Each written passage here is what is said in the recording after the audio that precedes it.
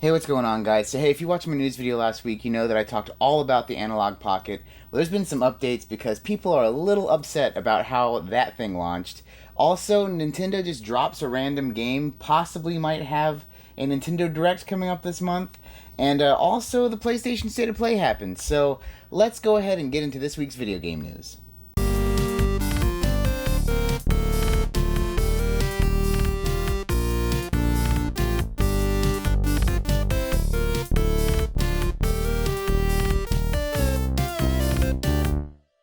So, if you watched my video last week, you knew how hyped I was for the Analog Pocket. Now, I don't have any analog products myself, so I really wanted to dip in my toes with this being my first one.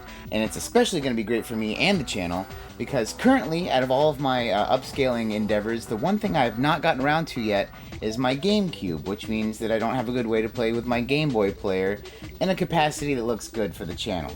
So, like I said, the things that were coming out are the Analog Pocket, the dock that lets you play on your TV with HDMI out, and several adapters. Now, the adapters they're going to have over time are going to be one for the Atari Lynx, one for the Game Gear, and one for the Neo Geo Pocket Color, that one being the one I'm most excited about.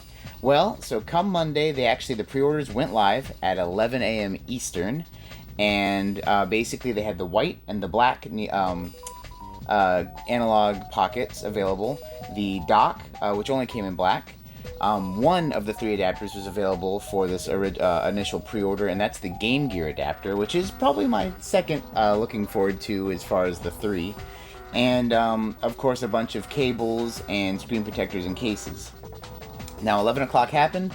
A lot of people had their thumb hovering over the refresh button, and several YouTubers I watch actually were very excited for this too. And it looks like not many people got to get one of these. Now, there was a finite number of pre-orders apparently, and they sold out, getting different numbers from different people. Some people say it happened in less than 10 minutes. The longest I heard was 15 minutes. I heard after 15 minutes they were all sold out. That is a bummer because this thing is not coming out till next May. So you'd think that maybe they would be a little bit more lax with pre-orders. I mean, you have all this time for production, but of course they tweeted out that they were saying that because of the pandemic and everything, that production is hard, and I guess they want to keep everything contained. The big problem a lot of people, myself included, had with pre-ordering this, though, is you got everything in your cart, and you clicked to go, and so this company is based out of the UK, and there was a little loading wheel for calculating your shipping. That happened to me, and I was freaking out, I'm not even gonna lie. I had everything in my cart, and pressed go, and I just waited. I think for 6 minutes. It was the longest 6 minutes ever, and I was nervous. I was like, do I click refresh? I didn't want to mess anything up, so I just waited. I'm glad I waited. By waiting, eventually it popped up with my shipping. I completed the checkout, and so on my channel, me personally, I do have the pre-order for the Analog Pocket, the dock, and the Game Gear adapter. So all three things I wanted, so that's fantastic. A lot of other people did not get it, though. I think a lot of people were hitting refresh, rightfully so. I really just I felt like I was taking a risk by not hitting refresh. But a lot of people hit refresh, that messed them up. And then, of course, like I said, the whole debacle of not really letting this thing have that many pre-orders. So a lot of people got bummed out, but hey, if you were one of the people who's really looking forward to getting the Analog Pocket, did you get one? I really want to know. So let me know in the comments below if you happen to get one of these pre-orders. So it's also been a very quiet year for Nintendo's first-party offerings, and another thing did drop this week though, and that is, well, two things. One, there is another rumored Nintendo Direct. This one is slated for the end of August. Jeff Grubb, games journalist, says that basically something's going to happen at the end of August, so be on the lookout. Something between the 11th and the 22nd.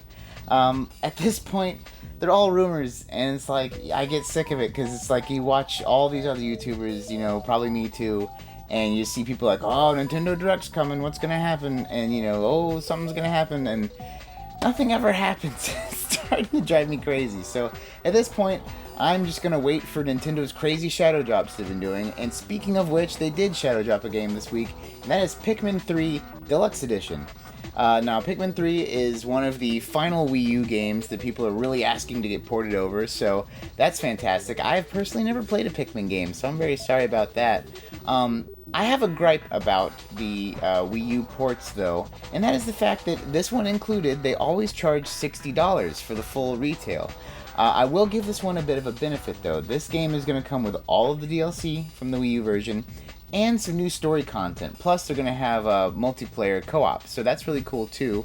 Like I said, I never played the original Pikmin 3, so it may or may not have had co-op, but I think this one's going to have online co-op, which is pretty cool. So I can kind of justify it with this one being $60, but something like the new Mario Brothers U Deluxe or whichever one that was, that's a $40 game all day. They're running out of Wii U games that are worth bringing over, but there are still some, and I'm looking at you, Xenoblade Chronicles X. But, what do you guys think? Do you guys like these shadow drops, or are you really waiting for the Nintendo Direct? Or are you just like me, you just want to hear more, you don't really care? So this is actually quite funny. I started recording this video, and I stopped to go check something on my computer, something I wanted to talk about. And in doing so, I totally forgot, to make this make sense, today is Thursday that I'm recording this. I totally forgot that there was a PlayStation State of Play that was supposed to happen today. So I actually just watched that. So I just took a little break. I don't have much footage for this video because it literally just happened. I'm just kind of speaking my thoughts right now. I am 50-50 on it, and for different reasons than you would think. First, I'm going to talk about just as a video game player, as a gamer. As a gamer, I did not really like the Direct, for me personally. They showed a bunch of... So, to put it in perspective, this was a third-party State of Play for PlayStation. I keep saying Direct. A third-party State of Play. So, these are games that are not made by Sony themselves, and they may or may not be on other consoles or going to other consoles, but they were definitely showed for PlayStation, on PlayStation hardware, PlayStation 4, PlayStation 5. Now, as a gamer, didn't really care too much. Some of the indie games, and I love indie games. If you see my channel, you know I love indie games. But some of them were indie games I don't really care about. They had like Spelunky 2 and Braid being repainted, remastered. And a few other games that looked cool, but didn't wow me personally. I will say that there were some games I really did like. The first thing they showed was actually Crash Bandicoot 4. And that looks great. I mean, oh my gosh, it's exactly, I think, what people who are fans of Crash want. It's not some new thing, it's not some big 3D open world or change the formula. It's like, it looks just like your classic Crash Bandicoot. It looks amazing. And also, it looks like they're going to have more details coming out, so that is also fantastic. It looks beautiful, it looks like it plays very smooth. A lot of playable characters, which is very cool. And they also said they're going to try to expand those characters having more of an impact on the plot, which is awesome in my book. The other thing that stood out to me, and this is almost more funny than anything, and that is that Genshin Impact game. Now, if you know anything about this game got in a lot of hot water because it was basically, and is basically, a ripoff of Breath of the Wild. It came out, or is coming out, and a lot of people are like, that's just Breath of the Wild, like, you can't just rip it off plainly like that. Now, I know this game is supposed to come out for Switch too, which is, if I get it, which I probably will get it, I'll probably pick it up for that. But I thought it was amazing to show it on the PlayStation, being on the PlayStation. Also, another game that's very funny to me, being on the PlayStation, that was showed here was Temtem or Tenten. It's like the Pokemon kind of knockoff game that came out a little while ago. This is kind of funny because you got like two major things that the Switch has kind of a death grip on, which is Pokemon and Zelda. And like these two kind of knockoff clones are jumping onto PlayStation. But those games did excite me, but the majority of it did not appeal to me at all. It just wasn't something that interested me. But now the other part where I said that's the kind of the disappointing. Now the part that I identify with is, as a content creator, and I know how hard it is to get your stuff out there. So the fact that these indie games, even though it's an indie games that I really may not care about, the fact that they got a big spotlight with a big company like Sony pushing them, that to me is cool. So, say what you will about, did you like the Direct, did you not like the Direct, or State of Play, whatever the heck you call it.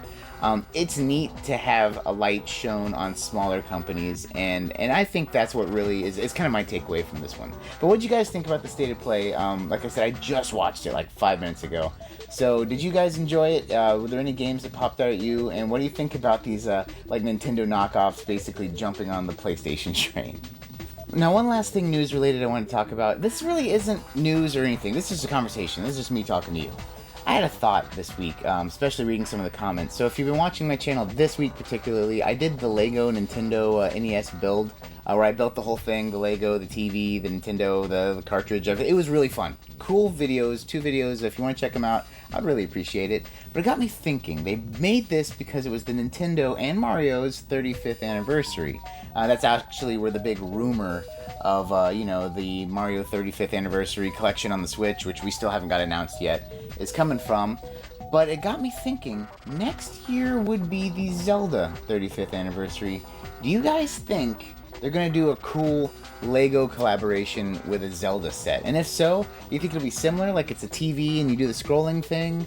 Or maybe they'll have like an overworld map or something? I don't know. Like I said, this is just a small little thing I really want to talk to you guys about. Do you guys think they'd do a cool Zelda Lego set? And also, if they did, would you buy it? Or would you maybe try a little harder to get it, where maybe you might not have tried to get this NES one? I don't know. Let me know. I'm really interested in your thoughts on this one. So as always, at the end of our news videos, I love to ask you guys a question. This one's going to be a little different, only because I was thinking about it. I got a new controller in that I'm going to be trying out, making a video on. It's actually a second controller of one I've already done a video on, but it's neither here nor there. You'll see later on. But it got me thinking, what's your favorite video game controller? It could be anything from like off-the-wall weird or like just most comfortable. I'm gonna kind of answer it both ways right now. If I was to say like just the best controller that I've played, like that I've felt that I've used, it'd probably be the Xbox One Elite controller. I got it as a gift. I would never spend that much money on a controller myself until I had used it, and man, it really makes a huge difference. But as far as like a weird controller I have, it's like, oh man, that's a crazy thing. You really like using that. I'd probably have to go with that chainsaw controller. That thing is just wild, and the fact that it makes all the noises and everything is weird. It's unwieldy, but it's definitely very cool. But let me know what you guys think. Give me some ideas of your favorite controllers, either for use or just a weird controller that you have. And that's going to do it for us today, guys. Hey, once again, thank you so much for watching. I love making these videos for you guys. We are coming ever closer to 3,000 subscribers, so please subscribe if you haven't. Give a thumbs up or thumbs down if you feel any kind of way about this video. And hey, as always, take it easy.